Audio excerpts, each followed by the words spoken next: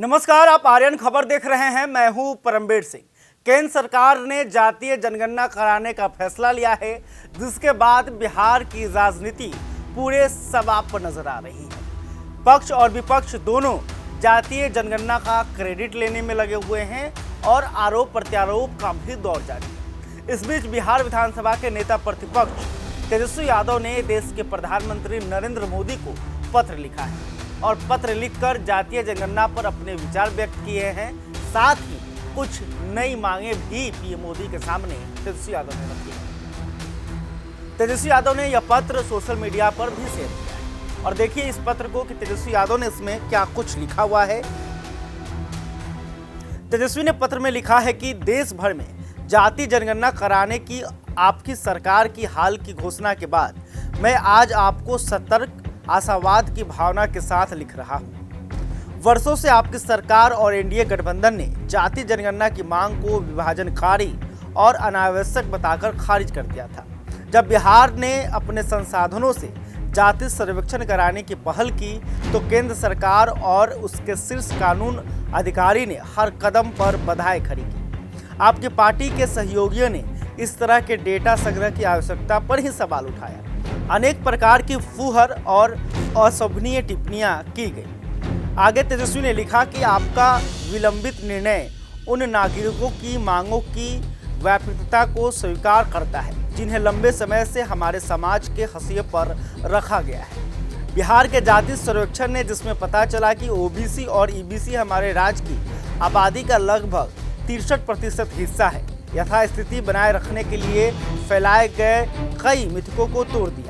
इसी तरह के पैटर्न देश भर में सामने आने की संभावना है। मुझे यकीन है कि यह खुलासा कि वंचित समुदाय हमारी आबादी का अधिकांश हिस्सा होने के बावजूद हर जीवन क्षेत्र में कम प्रतिनिधित्व रखते हैं, एक लोकतांत्रिक जागरण पैदा करेगा। उन्होंने ये भी कहा कि जाति जनगणना कराना सामाजिक न्याय की लंबी यात्रा का पहला कदम मात्र है। जनगणना के आंकड़ों से सामाजिक सुरक्षा और आरक्षण के दायरे को आबादी के अनुरूप बढ़ाने का ध्येय भी इस प्रक्रिया का अभिन्न हिस्सा होना चाहिए। एक देश के रूप में हमारे पास आगामी परिसीमन में कई प्रकार के अन्याय को ठीक करने का एक महत्वपूर्ण अवसर भी है। निर्वाचन क्षेत्रों का पुनर्निर्धारण जनगणना के आंकड़ों के प्रति संवेदनशील होना चाहिए।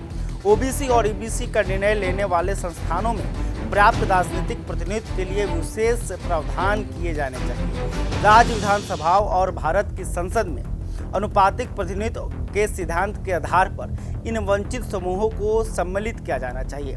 हमारा संविधान अपने निर्देशक सिद्धांतों के माध्यम से राज्य को आर्थिक असमानताओं को कम करने और संसाधनों को न्याय संगत वितरण को सुनिश्चित करने का आदेश देता है। जब हम यह जानेंगे कि हमारे कितने नागरिक वंचित समूहों से संबंधित हैं और उनकी आर्थिक स्थिति क्या है, तब अधिक सटीकता के साथ लक्षित हस्तक्षेप तैयार किए जाने चाहिए।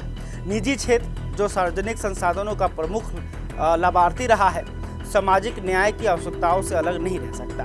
कंपनियों को पर्याप्त लाभ मिलता रहा है।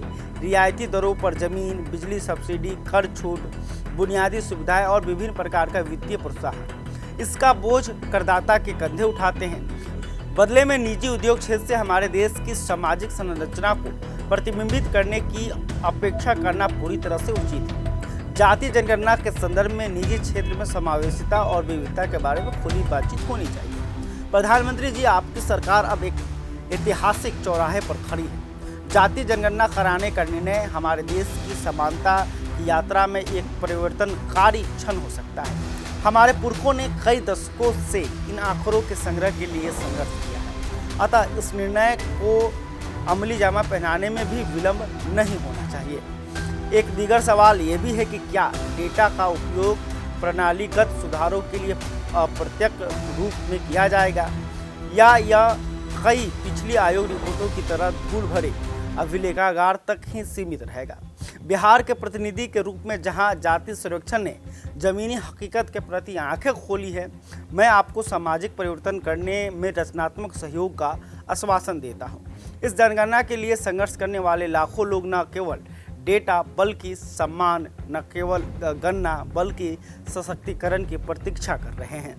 तो आपने देखा कि जातीय जनगणना को लेकर तेजस्वी यादव ने एक लंबा चौड़ा लेटर जो है अंग्रेजी में प्रधानमंत्री नरेंद्र मोदी को भेजा है। और इस लेटर में तेजस्वी ने यह मांग किया है कि जातीय जनगणना कराने का फैसला जो केंद्र सरकार ने लिया है उसे जल्द से जल्द जो है किया जाए। इसके अलावा जब डेटा आए तो उसे सिर्फ धूल फेंकने के लिए ना छोड़ दिया जाए, बल्कि डेटा के आधार पर आरक्षण को बढ़ाया जाए और उस आरक्षण की सीमा को जो है सिर्फ सरकारी नौकरियों तक ना रखा जाए, बल्कि इसे निजी क्षेत्र में भी लागू किया जाए।